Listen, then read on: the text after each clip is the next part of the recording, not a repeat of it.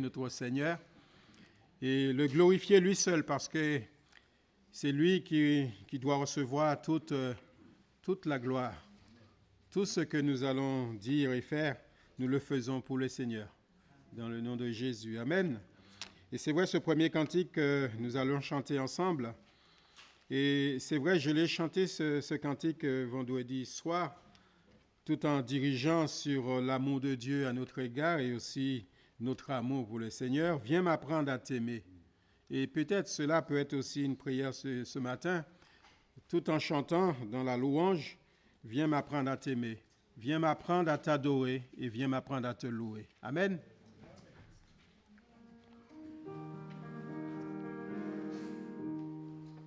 Viens m'apprendre à t'aimer, c'est toi qu'elle a fait, en toi qu'est le bonheur et la félicité. Jésus étend sur moi ta main meurtrie, aidez-moi, j'ai souffert, j'ai porté ton péché. Vois, je suis à tes pieds, je pleurais, m'humilier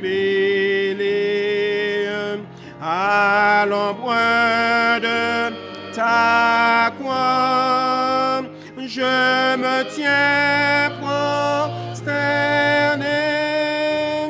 que ton divin amour me retienne et me lie et m'apprenne à t'aimer, toi qui m'as tout donné, que ton sang répandu morte toute souillure, viens me donner un cœur qui ressemble à ton cœur. Rends-moi participant de ta sainte nature. Je ne veux que toi seul, pour m'aider pour vainqueur. Viens m'apprendre. Merci Jésus. Ainsi qu'au ciel on t'aime, m'apprendre à t'adorer, comme on t'adore au ciel. Au ciel, je te verrai, toi la beauté suprême. Au ciel, je t'aimerai, un amour éternel. Amen. Et c'est vrai, au ciel, on va adorer notre Seigneur d'une façon continuelle autour de nos 3 mètres. Et en attendant, nous voulons le faire. Nous voulons le faire ce matin ensemble, louer notre Seigneur, l'adorer de tout notre cœur, frères et sœurs. Amen. Oh, qu'il est doux d'aimer comme Dieu, donc ça, comme Dieu comme un Père, pardon, et d'aller à lui sans détour, sans frayeur. Vous savez, nous ne pouvons rien cacher à Dieu. Nous ne pouvons rien cacher à notre Seigneur. Alors, venons tels que nous sommes, avec nos cœurs, avec nos problèmes, de remettre les choses en place, en ordre. Vous savez que On apprend tous les jours. On apprend tous les jours, frères et sœurs. Et c'est vrai, tant que nous serons de cette enveloppe, la chair, il y aura toujours ce lutte. Il y aura toujours des luttes. Alors quand on vient au pied du Seigneur, ne voilons pas la face, mais ouvrons tout grand nos cœurs, nous confiant à Jésus. Qui t'a demandé pardon, Seigneur? Pardon cette semaine. Pardon, ça n'a pas été, Seigneur. Mais que je puisse te donner toute la gloire, toute la place ce matin. Amen. C'est la volonté de Dieu. Viens nous apprendre, Seigneur, à t'aimer. Viens nous apprendre à t'adorer. Nous apprendre à avoir un cœur comme toi, comme ton cœur, Seigneur. Alors ça, c'est une prière que le Seigneur approuve. Amen.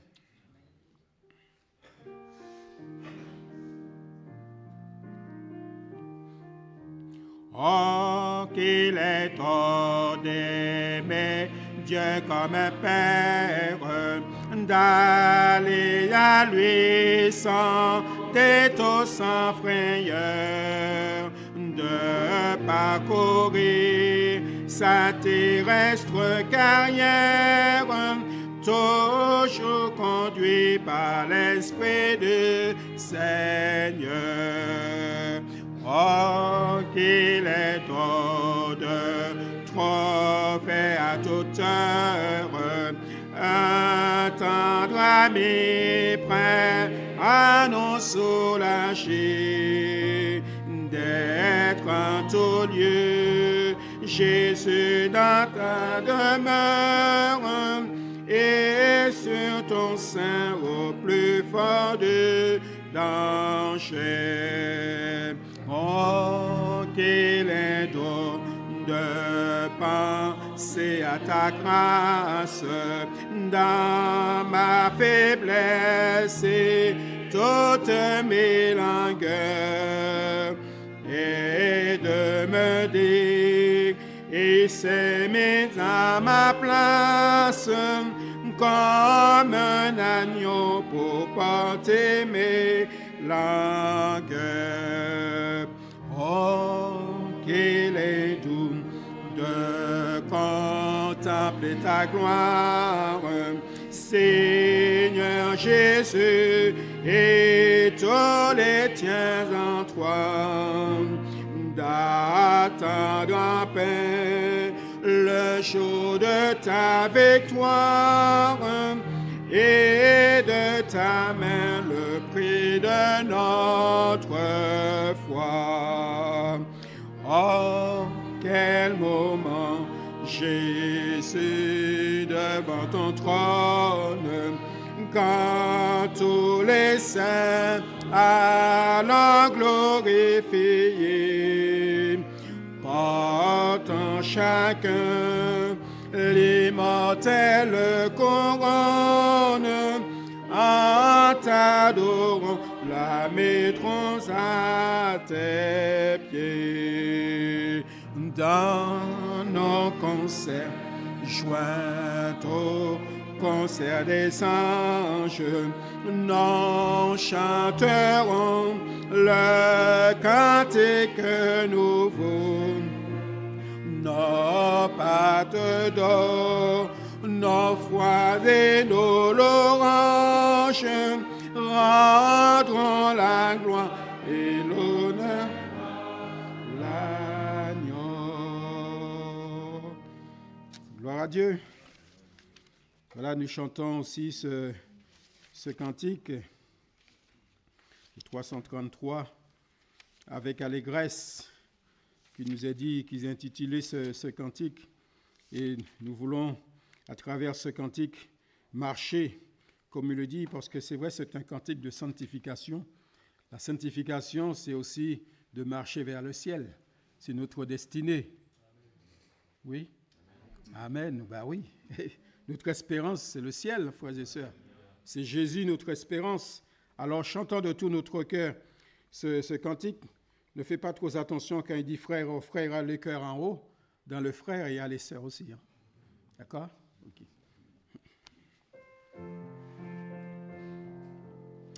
Avec allégresse marche vers le ciel, Regardez sans cesse notre Emmanuel. Puis ses foi nous fêle dans ce doux regard de l'âme fidèle, c'est là se repent. Frères, frères, les cœurs en roue, Jésus nous appelle, il viendra bientôt. Jésus nous appelle, il viendra bientôt. Là tout est lumière, paix et sainteté, la pluie de misère, tout est charité. Sur ce doux rivage où cessent les pleurs, Jésus, ton image est dans tous les cœurs. Frères, frères, monsieur, Jésus nous appelle, il viendra bientôt. Jésus nous appelle, il viendra bientôt. Amis, bon courage, lève, lui, dissipe l'orage qu'est la sombre nuit. Veillons sur notre âme, Jésus vient bientôt. Lui seul nous réclame tous les cœurs en haut. Frères, frères, le ciel est prêt. Jésus, roi de gloire, qui règne à jamais. Jésus, roi de gloire, qui règne à jamais. Amen. Nous chantons aussi ce cantique, vraiment qui définit la gloire, la grandeur de Dieu, la toute-puissance de Dieu. C'est le numéro 34, le grand Dieu. Nous te bénissons. Et c'est ce Dieu seul qui mérite. C'est à Dieu seul que nous devons louer. Dieu seul que nous devons adorer. Même pas un homme. Parce que l'homme, il est poussière. Il lui retourne à la poussière. Il est mortel. Tandis que notre Dieu, il est éternel, immortel. Et c'est vrai, nous voulons nous confier en lui, frères et sœurs, ce matin. Grand Dieu, nous te bénissons. Nous célébrons tes louanges.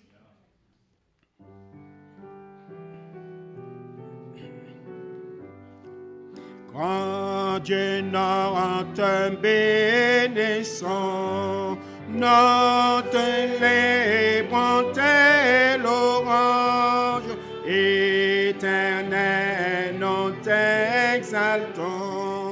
De concert avec les anges et prosternés devant toi, nous t'adorons, ô grand roi, et prosternés devant toi, nous t'adorons, ô grand roi. Puisse ton règne de paix s'étendre par tout le monde, dès maintenant à jamais, que sur la terre et sur l'eau, tout genou soit abattu au nom du Seigneur Jésus. Tout genou soit abattu au nom du Seigneur Jésus. Gloire soit au Saint-Esprit. Gloire soit à Dieu le Père. Gloire soit à Jésus-Christ.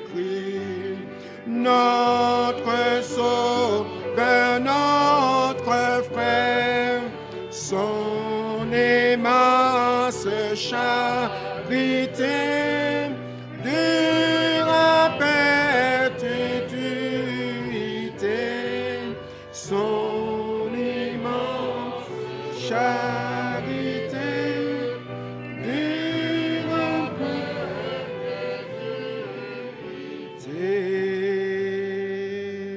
Seigneur grand Dieu, ton pouvoir est immense. Tu dis du néant surgit l'univers. Rien ne subsiste que par ta puissance. Alléluia. Gloire.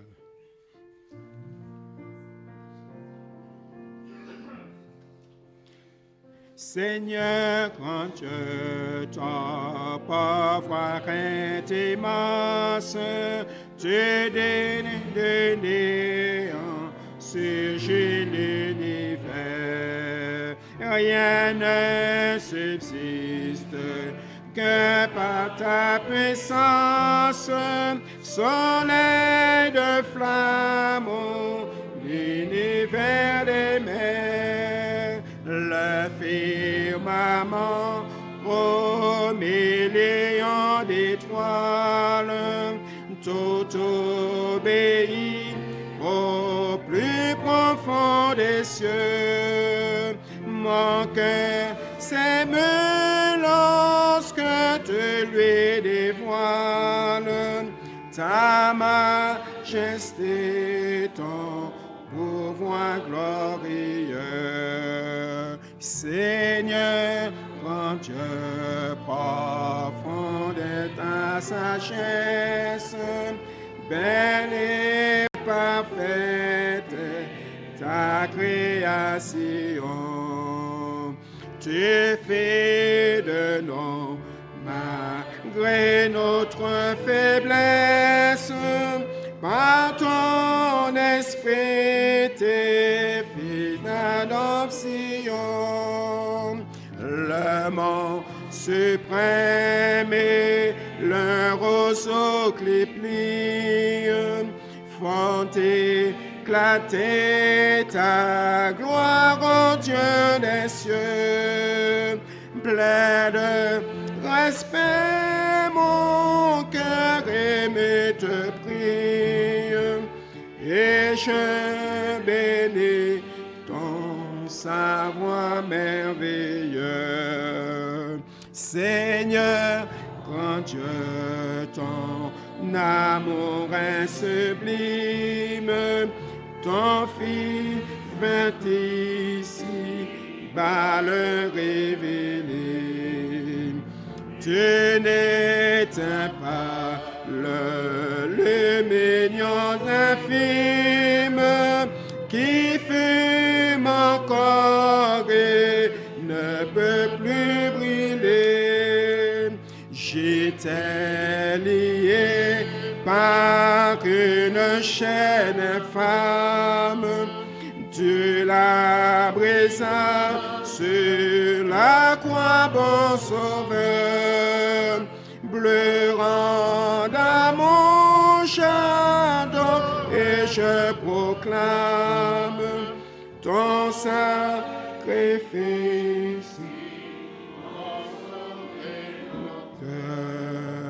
Seigneur, grand Dieu, ton amour est sublime, ton Fils vint ici, bas le révéler.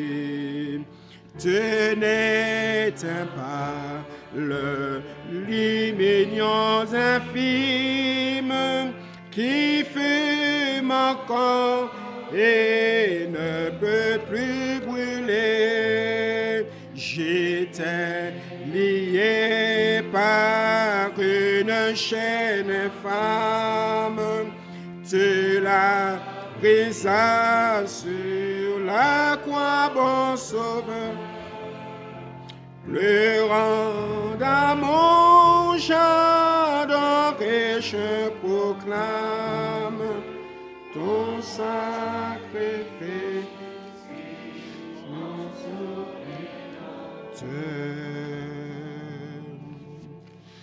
Amen. Gloire au Seigneur qui nous emporte ces cantiques, c'est vrai. Je voudrais aussi chanter un cantique, on pourrait dire un vieux cantique. Dans les cieux et sur la terre, il n'est aucun nom plus doux, aucun que mon cœur préfère. Parce que c'est le seul nom qui peut sauver, c'est le nom de Jésus. Donc c'est pour cela qu'il n'y a aucun autre nom. Si vous entendez un autre nom, ne croyez pas. Si on vous dit que le salut vient autre part, ne croyez pas. Le salut, c'est au nom de Jésus. C'est Jésus le salut. Amen. Et nous le croyons, nous, frères et sœurs. Alors, quel beau nom. Quel beau nom. Et celui d'Emmanuel.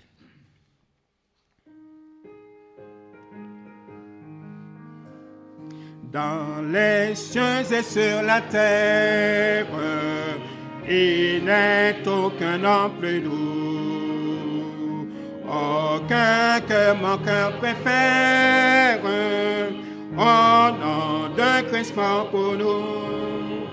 Quel bon nom, quel bon nom, porte loin de l'éternel. Quel bon nom, quel beau nom, que celui d'Emmanuel. Quelque grand que soit un homme, qu'il soit prince ou qu'il soit roi, de quel nom qu'on le nomme, Jésus est plus grand pour moi. Quel beau nom, quel beau nom, porte loin de l'éternel. Quel beau nom, quel beau nom, que celui d'Emmanuel. Les séraphins, les archanges, portez de nos glorieux, mais le plus beau nom des anges pourra-t-il me rendre heureux? Quel beau nom, quel beau nom, porte loin de l'éternel. Quel beau nom, quel beau nom, que celui d'Emmanuel. Dans les mots Jésus soulage, il guérit l'esprit froissé, il ranime le courage de cœur le plus oppressé. Quel beau nom, quel beau nom, porte loin de l'éternel. Quel beau nom, quel beau nom, que celui Amen. Je ne sais pas si vous avez fait attention, ce quatrième couplet est important. Dans les mots, Jésus soulage. Et il veut soulager ce matin au milieu de nous ceux qui passent par des problèmes, des difficultés.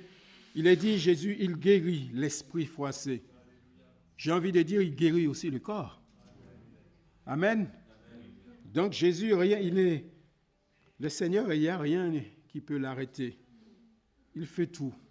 Il peut tout faire ce matin, frères et sœurs. Il peut tout.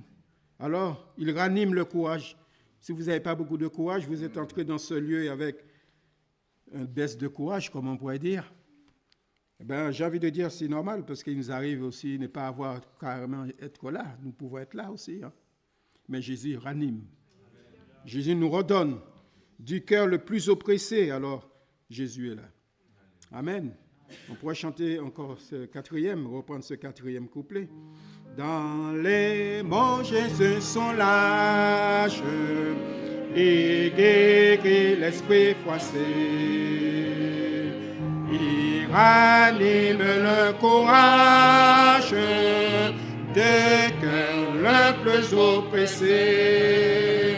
Quel beau nom, quel bon nom, porte loin de l'Éternel. Quel bon nom, quel bon nom,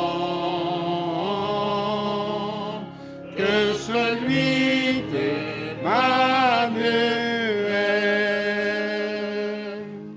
Amen. Pendant ce temps, nous allons introduire donc ce moment dans la scène. C'est une lecture que nous connaissons bien, frères et sœurs, mais vous savez, parfois il y a des mauvaises habitudes, mais il y a des bonnes habitudes. Non, oui, il y a des bonnes habitudes. Et là, c'est une réalité, nous voulons nous rappeler, parce que c'est le Seigneur, la parole, qui nous dit de nous rappeler tous ces moments. Et à chaque fois que nous nous réunissons, nous voulons nous rappeler de la mort de Jésus, son dernier repas. Nous le savons dans quelles circonstances. Toujours par amour pour nous que Jésus est allé jusqu'à la croix. Alors qu'il soit loué, frères et sœurs. Alors, dans 1 Corinthiens chapitre 11, les versets, nous lisons à partir du verset 23, il dit « Car j'ai reçu du Seigneur ce que je vous ai enseigné, ce que le Seigneur Jésus, dans la nuit où il fut livré, prit du pain, et après avoir rendu grâce, le rompit et dit, « Prenez, mangez, ceci est mon corps qui est rompu pour vous.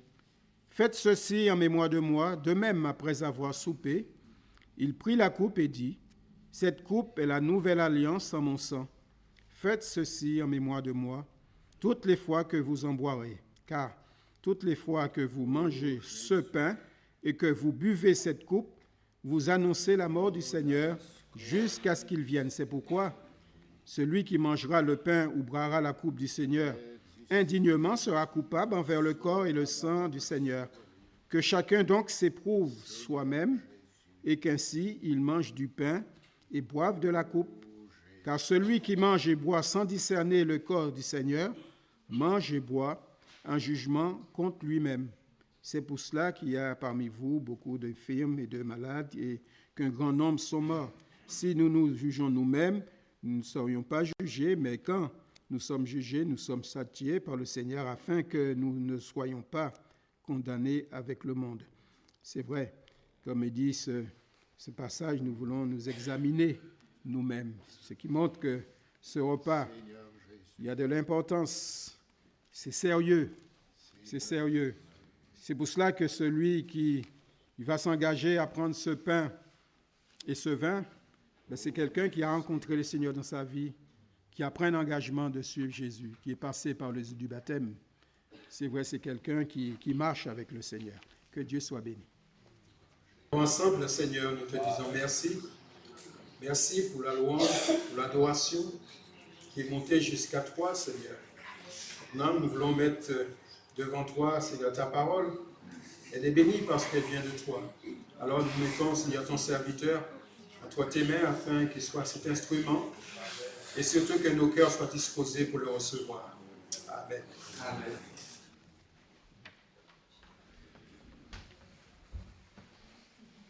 Gloire à Dieu. Une chaleureuse et fraternelle bienvenue à chacune et à chacun d'entre vous.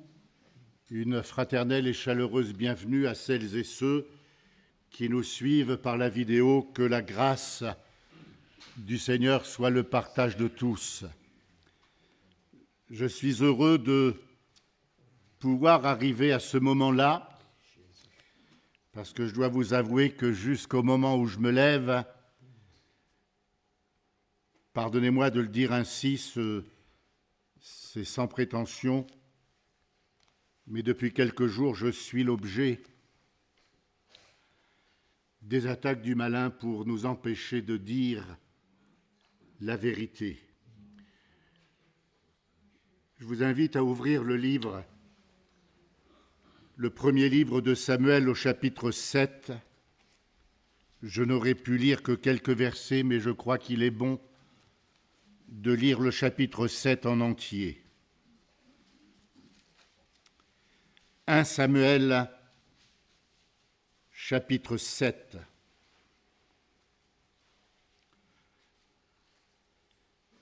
Les gens de Kirjat-Jéarim vinrent, et firent monter l'arche de l'Éternel.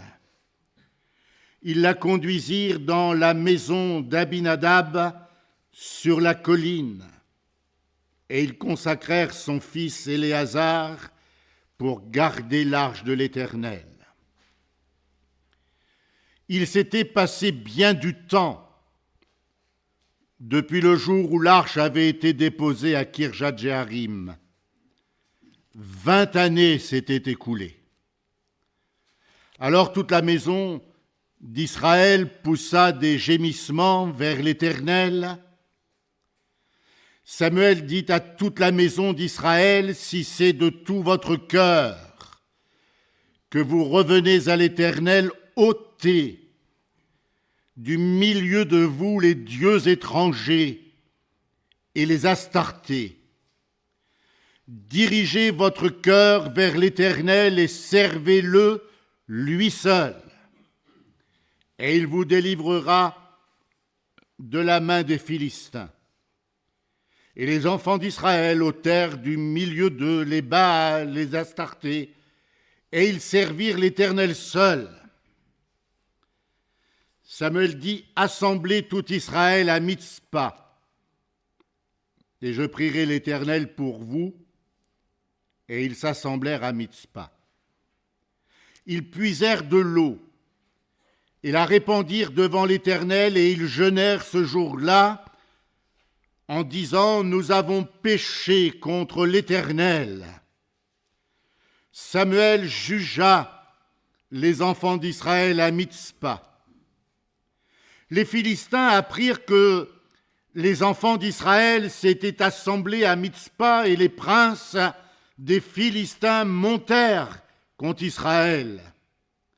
À cette nouvelle, les enfants d'Israël eurent peur des Philistins, et ils dirent à Samuel, ne cesse point de crier pour nous à l'Éternel notre Dieu, afin qu'il nous sauve de la main des Philistins. Samuel prit un agneau de lait et l'offrit tout entier en holocauste à l'Éternel. Il cria à l'Éternel pour Israël, et l'Éternel l'exauça. Pendant que Samuel offrait l'holocauste, les Philistins s'approchèrent pour attaquer Israël. L'Éternel fit retentir en ce jour son tonnerre sur les Philistins et les mit en déroute. Ils furent battus devant Israël. Les hommes d'Israël sortirent de Mitzpa, poursuivirent les Philistins et les battirent jusqu'au-dessous de Bethkar. Samuel prit une pierre qu'il plaça entre Mitzpa et Shen, et il l'appela du nom d'Ébenezer, en disant, jusqu'ici, l'Éternel nous a secourus. Ainsi les Philistins furent humiliés, et ils ne vinrent plus sur le territoire d'Israël. La main de l'Éternel fut contre les Philistins pendant toute la vie de Samuel. Les villes que les Philistins avaient prises sur Israël retournèrent à Israël, depuis Écron jusqu'à Gath avec leur territoire.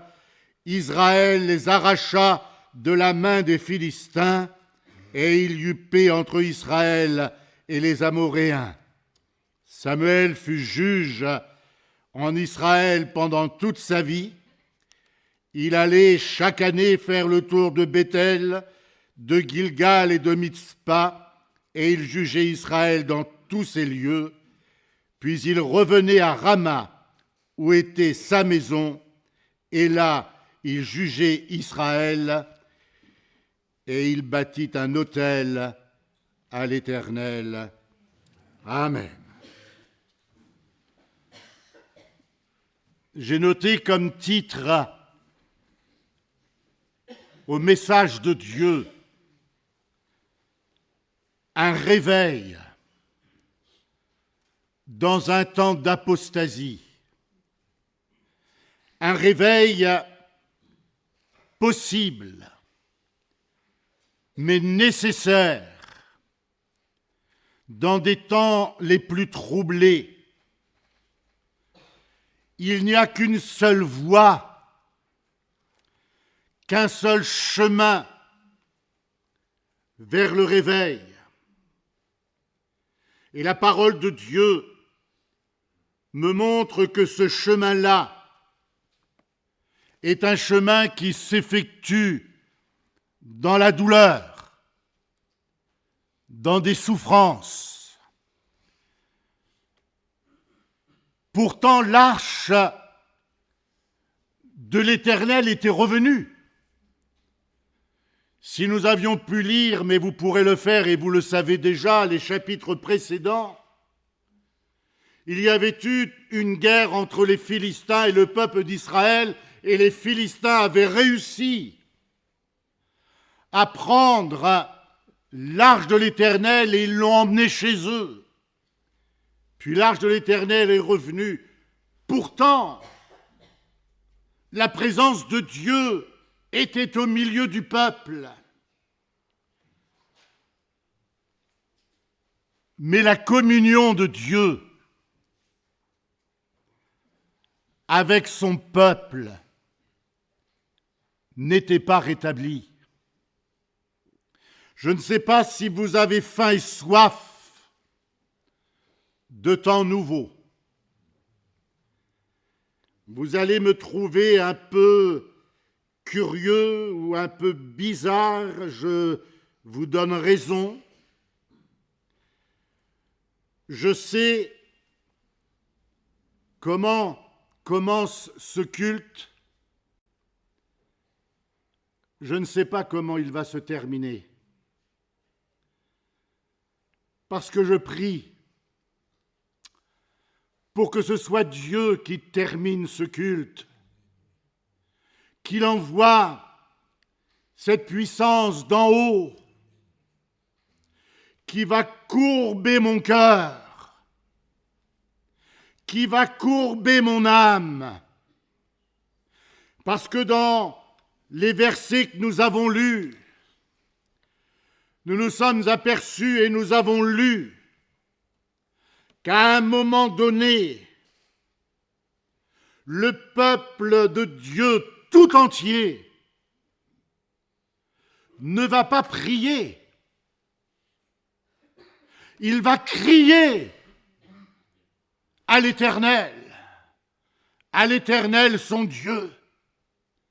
C'est pourquoi je dis que la communion de Dieu ne peut être rétablie qu'au prix d'une repentance et d'une souffrance au fond de nos cœurs.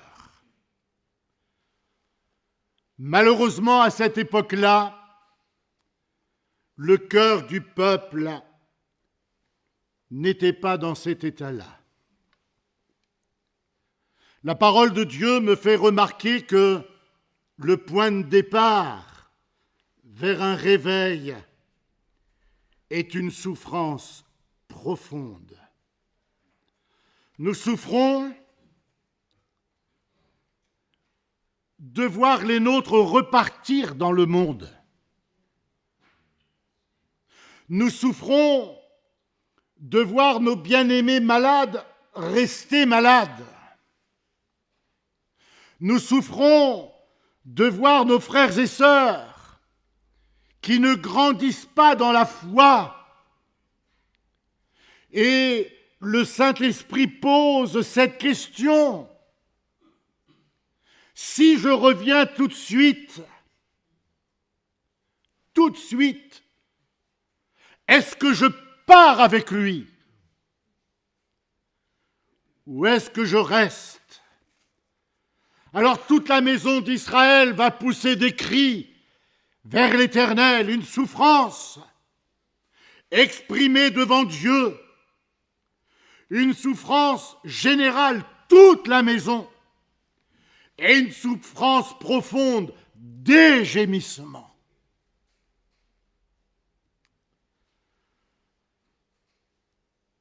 Écoutons ce verset qui est une voix puissante du Saint-Esprit, qui fait dire à l'apôtre Paul aux Corinthiens, 2 Corinthiens 6, 14, « Car Nous sommes le temple du Dieu vivant. Comme Dieu l'a dit, j'habiterai et je marcherai au milieu d'eux. Je serai leur Dieu et ils seront mon peuple. C'est pourquoi sortez du milieu d'eux et séparez-vous, dit le Seigneur. Ne touchez pas à ce qui est impur et je vous accueillerai. Je serai pour vous un père et vous serez pour moi des fils et des filles, dit le Seigneur Tout-Puissant. C'est une souffrance s'exprimant devant Dieu. Il y a un travail de conscience individuelle, mais je suis obligé de m'arrêter à une parole de Dieu dans le livre d'Osée, une parole si forte, au chapitre 5 et au verset 15. Écoutez Dieu. Je m'en irai. Je reviendrai dans ma demeure jusqu'à ce qu'ils s'avouent coupables et cherchent ma face. Quand ils seront dans la souffrance, ils auront recours à moi. Ce qui est encourageant, c'est que la présence de Dieu était redevenue indispensable et nécessaire au peuple de Dieu. Nous sommes ensemble, enfin, vous êtes ici depuis plus longtemps que moi, mais je suis dans ma 14e année avec vous.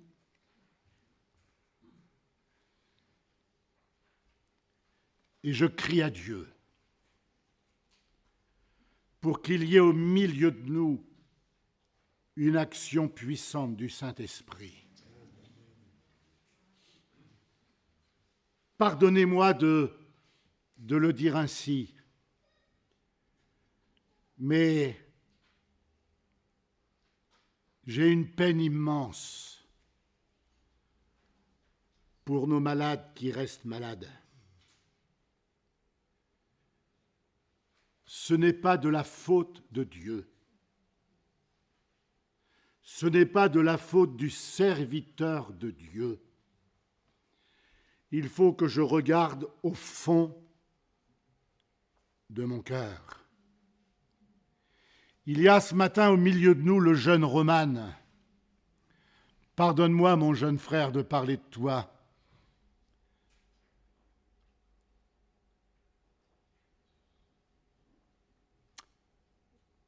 Mais si, comme le dit la parole de Dieu, nous étions vraiment des fils et des filles de Dieu, et que nous demandions à Dieu de le guérir, que ferait Dieu? Il le guérirait. Alors je dis, Seigneur, mais il y a dans mon cœur quelque chose qui te freine, qui t'empêche d'établir ta gloire. Alors je comprends la souffrance du peuple d'Israël. Seulement, ça va demander 20 ans.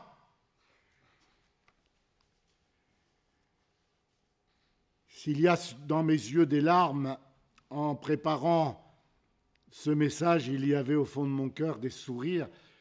Je me suis dit, ça fait 14 ans que tu es là, est-ce qu'il faut que tu attendes encore 6 ans pour faire 20 ans? Non. Pourquoi 20 ans? Enfin, l'arche de l'Alliance, l'arche de Dieu, était là, elle était revenue. La présence de Dieu, elle est au milieu de nous. Nous pouvons dire ce matin, Dieu est là, et c'est vrai, Dieu est là. Alors pourquoi 20 ans ? Parce que Dieu ne capitule jamais et il ne rabaisse pas la barre de la sainteté. La sainteté convient à la maison de l'Éternel notre Dieu. Dieu ne changera jamais. Ce qu'il a dit hier, il continue de le dire aujourd'hui et il continuera de le dire demain. L'arche de l'Alliance avait quitté son endroit au sein du peuple d'Israël pendant 7 mois. Et vous remarquerez que 7 mois d'absence ont amené le peuple de Dieu à attendre 20 ans pour revivre une communion profonde et intense. Il n'y a pas besoin de partir longtemps pour perdre la présence de Dieu.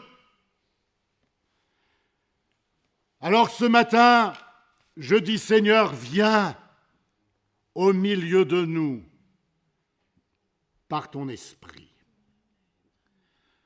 Pourquoi 20 ans ? Oui, parce que Dieu ne varie pas, sa fermeté demeure. Mais 20 ans parce qu'il y a une dureté dans le cœur du peuple d'Israël. Je sais qu'il n'y a pas de dureté dans le vôtre.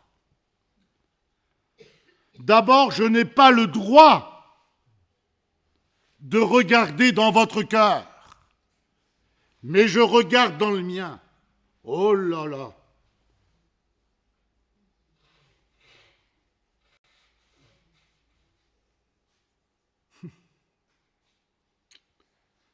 Entre le verset 1er, où l'arche de l'Alliance est revenue, et le verset 2, où le peuple tout entier crie à Dieu, il ne s'est rien passé d'extraordinaire. Rien du tout. Seulement, à un moment donné, le peuple d'Israël s'est dit, on ne peut plus continuer comme ça. Faire semblant que Dieu est puissant. Faire semblant que Dieu guérit les malades, c'est faux, il reste malade. Alors oui, béni soit Dieu, parce que dans son infinie miséricorde, il nous accorde quelques miettes de sa grâce, de sa bonté, de sa fidélité. Mais enfin, quand je lis les évangiles, ma vie ne ressemble pas à ce qui est écrit. J'ai besoin que Dieu me secoue, que Dieu me réveille. Alors pourquoi 20 ans encore ? Parce qu'il y a quand même la patience de Dieu. Pendant 20 ans, il aurait pu les rejeter. Pendant 20 ans, il les a environnés de sa bonté, de sa grâce, de sa fidélité. Pendant 20 ans, il les a encouragés. Pendant 20 ans, il a cheminé à côté d'eux. Mais à ce stade, je crois que vous relirez au chapitre 4, au verset 17, « L'arche de l'Éternel a été prise par les Philistins. À cette annonce, le sacrificateur Élie mourut. Et sa belle-fille, femme de Phinée, enfanta un fils, Ichabod. La gloire est bannie, ou encore la gloire a quitté, ou encore privé de gloire, ou encore où est la gloire? Quand la présence de Dieu ne gère plus notre cœur, ne guide plus nos pas, la gloire de Dieu est bannie. Nous gardons sa présence parce qu'il est patient, parce qu'il est bon, mais sa gloire n'est plus au milieu de nous.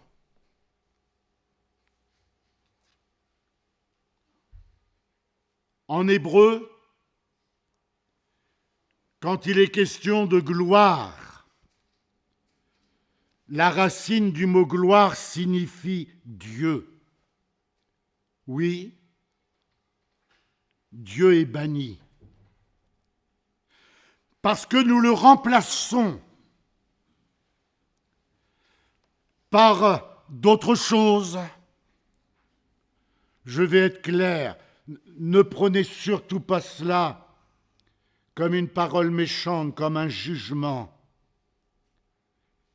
Mais combien de temps est-ce que je consacre et je confie à Dieu dans une journée par rapport à, comment dire, par rapport à mes plaisirs.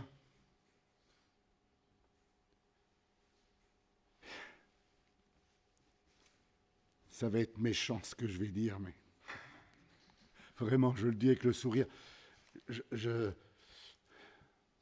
Pardonne-moi, mon frère Pascal, c'est pas pour toi. Je pense aux jardiniers chrétiens. Il a fait bon toute la semaine. Alors on s'est jeté sur le jardin. Seigneur, je lirai ta parole après. Oui, tiens. Après, c'est jamais. Ou alors la femme à la maison, j'aide beaucoup mon épouse. Je ne savais pas que le travail à la maison était si grand, qu'il y avait autant de travail. Alors le matin, est-ce que je passe plus de temps à nettoyer ma maison, à préparer, à manger? Est-ce que je passe plus de temps que ce que je dois passer devant la parole de Dieu? Mon Dieu n'est plus à la première place. Ah oui, il est dans mon cœur. Mais il n'a plus la première place. À un moment donné, dans le peuple d'Israël, il y a eu des gémissements qui sont montés vers Dieu. Alors je ne sais pas comment ça s'est passé.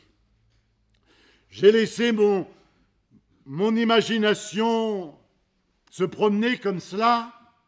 Je ne sais pas si c'est un cœur qui a pris feu, qui a donné le feu à un autre frère, à une autre sœur. Les 3 ou 4 ont donné feu, ont donné du feu aux autres. Je ne sais pas si ça s'est fait en une seule fois. Toujours est-il qu'à un moment donné, le peuple de Dieu tout entier s'est dit oui, il faut que la gloire de Dieu revienne au milieu de nous. Et là, ils vont crier à Dieu. Et là, ils vont crier vers leur Père céleste, leur Sauveur, leur Seigneur. Reviens, Seigneur, reviens.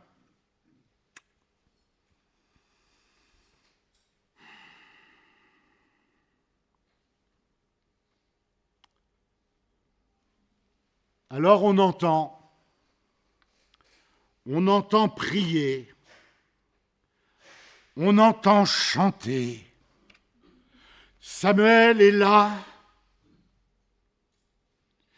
il voit, il entend le peuple de Dieu crier vers son Dieu. Il y a des cris, il y a des prières instantes, il y a des lamentations, il y a des gémissements. Mais j'ai été surpris que le verset 3 ne soit pas écrit avant le verset 2, vous reverrez. Au verset 2, tout le peuple crie vers l'Éternel. Vous allez me dire, c'est drôlement bien. Vous allez dire gloire à Dieu. C'est merveilleux. C'est glorieux. C'est puissant. On n'a jamais vu ça. Puis arrive le verset 3. Alors que Samuel a tout vu, a tout entendu, il s'est dit, il y a quelque chose qui ne va pas dans l'histoire. Samuel dit à toute la maison d'Israël, si c'est de tout votre cœur que vous revenez à l'Éternel, ben oui, Seigneur, c'est de tout notre cœur qu'on revient à l'Éternel. T'as pas entendu ma prière? Seigneur, t'es sourd à mes cris? Écoutez ce que dit Samuel. Si c'est de tout votre cœur que vous revenez à l'Éternel, oh là là, ôtez du milieu de vous les dieux étrangers et les Astartés, dirigez votre cœur vers l'Éternel et servez-le lui seul, et il vous délivrera de la main des Philistins. Ce n'est pas suffisant de crier à Dieu. L'important, c'est ce que je cache, c'est ce que je vous cache. Et c'est ce que Dieu voit dans mon cœur. Oh Seigneur, oui, j'ai besoin que ton Saint-Esprit fasse le ménage dans mon corps, dans mon cœur, dans mon âme, dans mon esprit, pour que tu aies la première place. Vous ne serez pas plus saints. Mais Dieu fera son habitation en vous. Ma montre me rappelle que je parle trop fort, pardonnez-moi. Oui, ça va.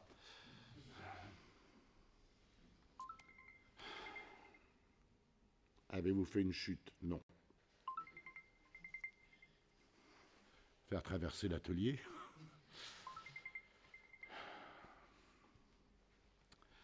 Vous comprenez ce que je veux dire? Il faut que le Saint-Esprit vienne laver, vienne purifier mon cœur.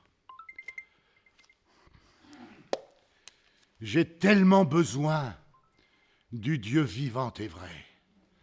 Regardez, même la montre s'en mêle.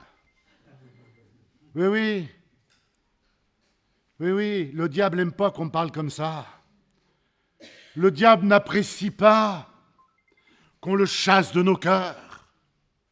Le diable n'apprécie pas que l'on réfléchisse, que l'on sonde nos cœurs et nos reins. Le diable voudrait que l'on continue comme cela, parce que le diable n'a pas peur d'une église qui a des musiciens, le diable n'a pas peur d'une église qui chante des cantiques, d'une église qui a des prédicateurs, d'une église qui a un beau jeune frère qui est en formation. Le diable n'a pas peur de nos cantiques, de nos réunions. Le diable a peur d'un chrétien qui prie, d'un chrétien qui intercède, d'un chrétien qui abandonne ses habitudes de tous les jours pour dire « Seigneur, je te mets à la première place parce que j'ai faim et j'ai soif de toi. Quand je parle de la gloire de Dieu, j'ai faim et j'ai soif de la voir se manifester au milieu de nous.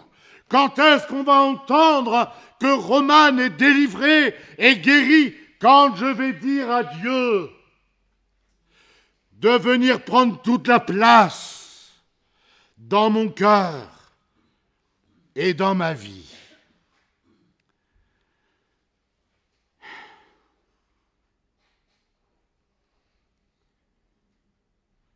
Excusez-moi de le dire ainsi,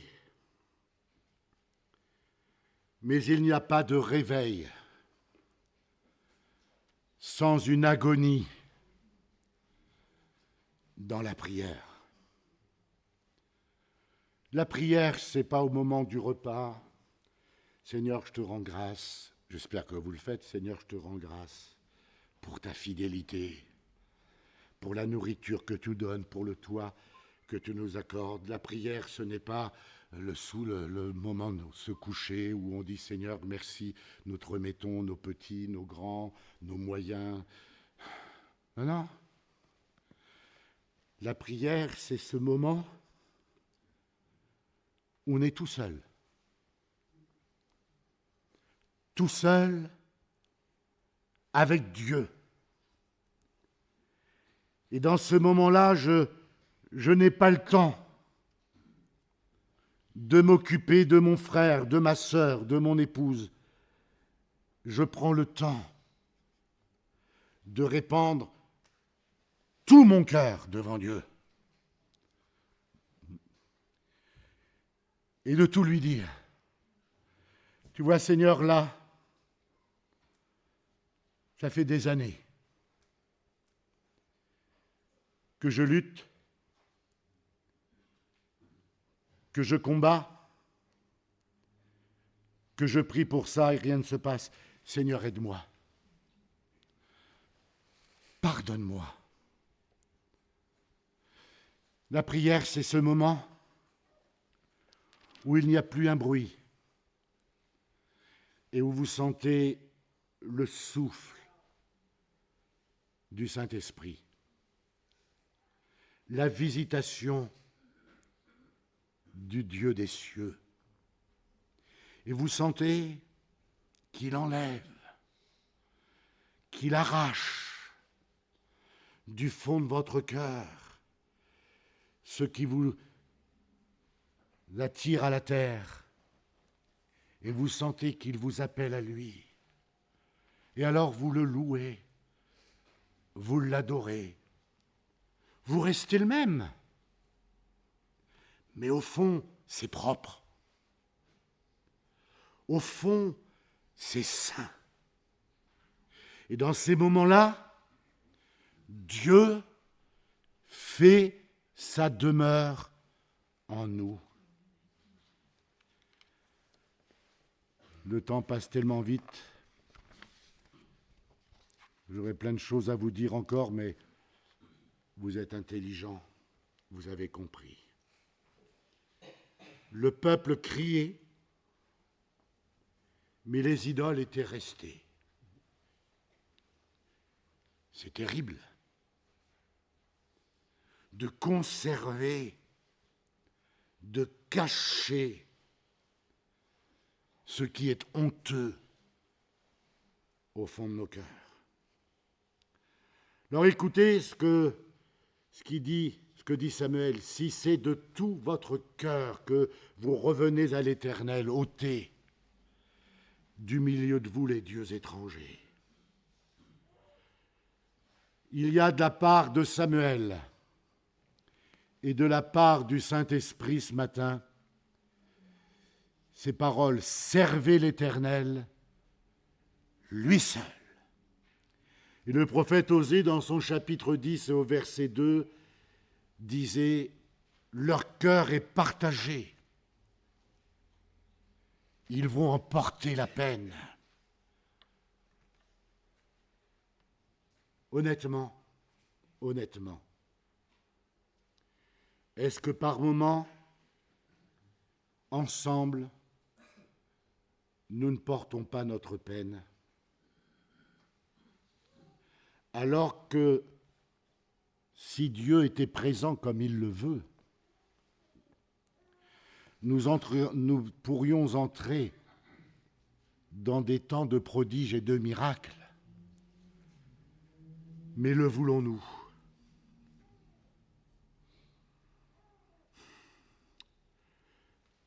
L'apôtre Jean termine, j'avais jamais fait attention, l'apôtre Jean termine sa première lettre, le dernier verset. Petits enfants, gardez-vous des idoles. L'apôtre Paul, dans 1 Corinthiens 10, 14, c'est pourquoi, mes bien-aimés, fuyez l'idolâtrie. 2 Corinthiens 6, 16, quel rapport y a-t-il entre le temple de Dieu et les idoles? La présence de Dieu, et je terminerai par cela, ne peut pas s'associer ou s'accommoder avec le monde, avec les idoles. Regardez les Philistins, on a l'arche de l'Éternel avec nous. Vous allez voir ce que vous allez voir. Alors ils sont heureux, ils prennent l'arche de l'Éternel, ils la mettent à côté de leur roi Dagon. Ah, on a l'arche de l'Éternel. Le lendemain matin, les Asdodiens viennent, qu'est-ce qu'ils voient? Dagon par terre. Regardez l'image. Il y a l'arche de l'Alliance qui reste debout, et puis il y a un bonhomme qui est à terre. On a l'impression qu'il est en train de s'humilier au pied de l'arche. Dagon est tombé. Ah, ils disent pas de chance, on va le relever. Alors ils relèvent Dagon. L'arche de l'Éternel est toujours là. Et le lendemain, les Asdodiens reviennent. Et qu'est-ce qu'ils voient? Dagon. Alors là, c'est autre chose. Il est par terre, les deux bras arrachés et la tête cassée. Il reste que le tronc. Ça veut dire que Dagon, il est mort. Christ est vivant. Christ est ressuscité. Il est à la droite de Dieu. Et il intercède pour toi. Il intercède pour nous. Mais il attend qu'au fond de mon cœur, je le laisse agir, que je chasse les idoles. Il ne peut pas y avoir d'accommodement avec le monde et Dieu. C'est ou le monde ou Dieu. Mon frère, ma sœur, je sais que vous avez fait votre choix, mais permettez-moi d'ajouter ce que dit Ésaïe dans son premier chapitre, verset 15. Quand vous étendez vos mains, je détourne de vous mes yeux. Quand vous multipliez les prières, je n'écoute pas. Vos mains sont pleines de sang.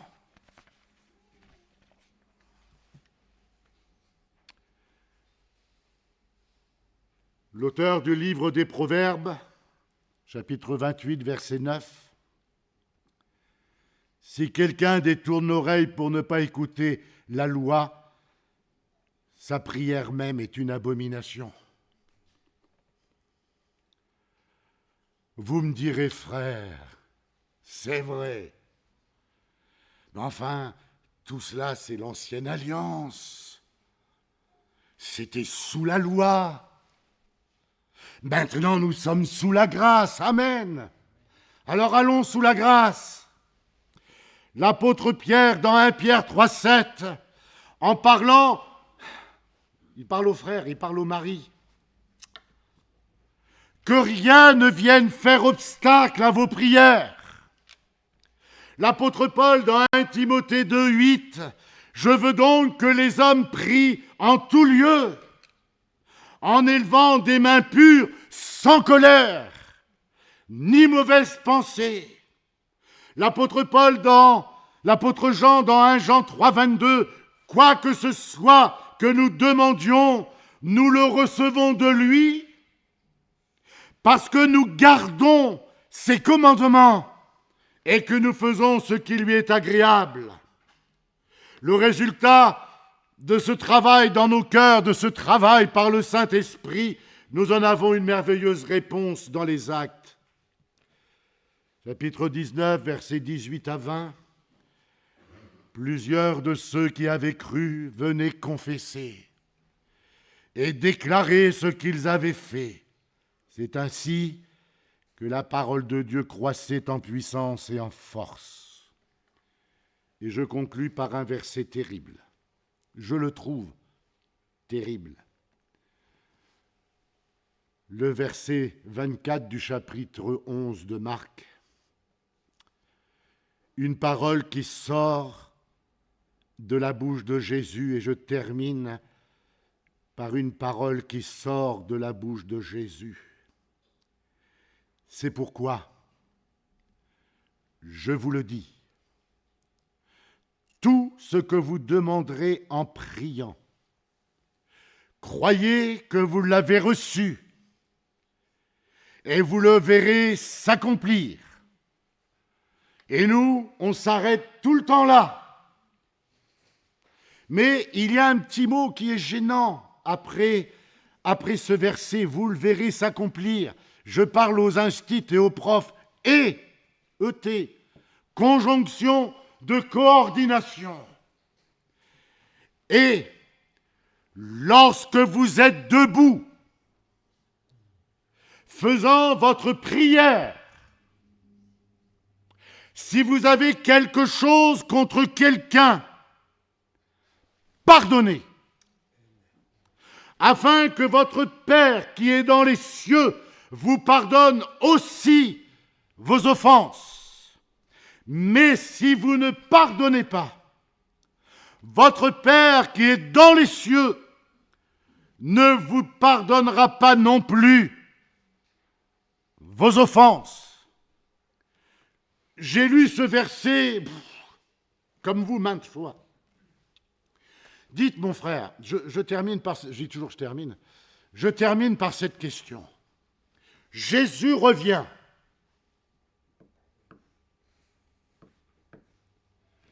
Si je n'ai pas pardonné à mon frère, il ne me pardonne pas non plus.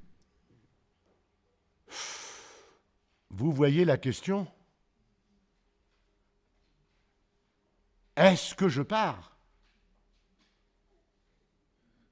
Est-ce qu'un chrétien qui n'est pas pardonné va entrer dans le ciel? Point d'interrogation, j'ai ma réponse, je vous laisse y répondre. Seigneur, je suis misérable. Je n'ai pas seulement besoin de toi, mais j'ai besoin de ton action puissante dans mon cœur.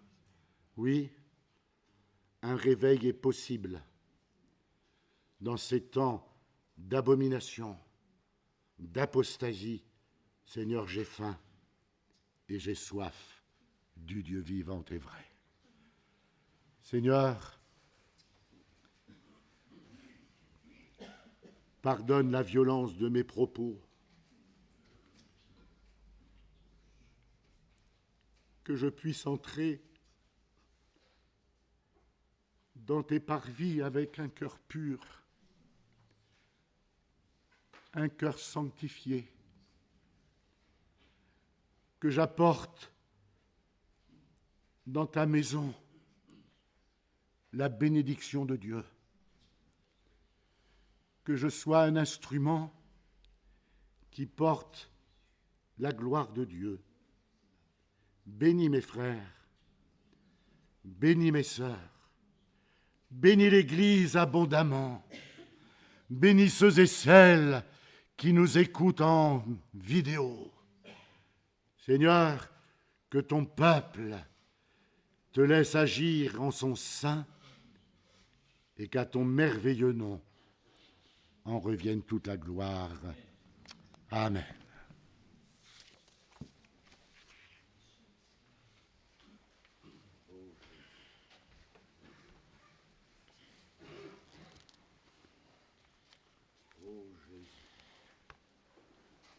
Merci Seigneur pour sa parole. Je ne sais pas, frères et sœurs, donc moi je suis assez sensible donc, quand le Seigneur parle. Et c'est vrai que la parole que le frère, si je peux me permettre de le dire, a apporté, donc ça rejoint justement ce commandement que le Seigneur a laissé. Aimer Dieu de tout son cœur, de toute son âme, toute sa pensée, toute sa force. C'est-à-dire, il n'y a pas de compromis. C'est de la sainteté. Et le Seigneur nous le rappelle. Il nous rappelle ce matin, je le prends pour moi. Donc, j'ai besoin d'avancer vers le Seigneur. Donc, puissions-nous prendre cette parole pour nous, frères et sœurs. C'est Dieu qui parle. Écoute. Écoute, Israël. Toujours, il mettait écoute devant. Parce que Dieu désire que nous écoutons quand il parle. Amen. Je ne vais pas empiéter sur le message de nos trois frères, mais voilà ce que je vais à dire. Mais que nous puissions... C'est vrai, le frère qui disait c'est dur ces propos. Non, c'est le Seigneur, c'est la vérité. La parole de Dieu, quand nous la lisons, il y a des versets qui c'est plus dur que ça. Hein. Non, c'est le Seigneur, il parle, nous devons l'écouter. Et le Seigneur, de toute façon, il est écrit que le Seigneur châtie ceux qu'il aime. Donc, c'est comme l'éducation, c'est comme tout. Nous avons besoin d'entendre ces paroles. Alors, terminons par ce cantique 68. 68 sur les ailes de la foi. Et pendant ce cantique, deux de nos frères pourraient passer pour les offrandes.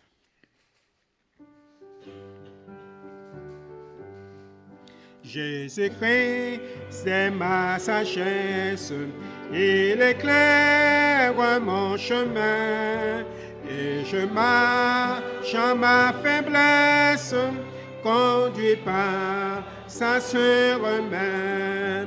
Il éclaire mon chemin, il éclaire mon chemin, et je marche en ma faiblesse, conduit par sa sûre main. Jésus-Christ, c'est ma justice, son sang a coulé pour moi. Je trouve en son sacrifice, paix et pardon par la foi.